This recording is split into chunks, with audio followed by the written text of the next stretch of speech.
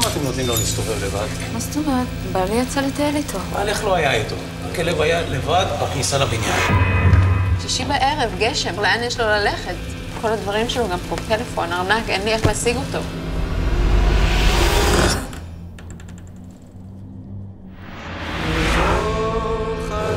יש לרמי מישהי. מה? יש לו רומן? הוא הגיע אליי לפני כמה שבועות וביקש כסף הלוואה. אתה עשית משהו לרם? בעלך הרביץ לך או לא הרביץ לך? לא, הוא לא הרביץ לי. יכול להיות שהוא לא נהדר?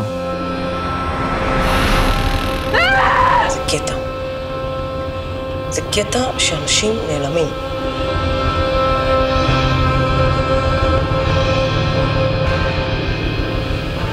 כל כך מפחיד להיות לבד, אין לך מושג בכלל עד כמה. יש כאן מישהו?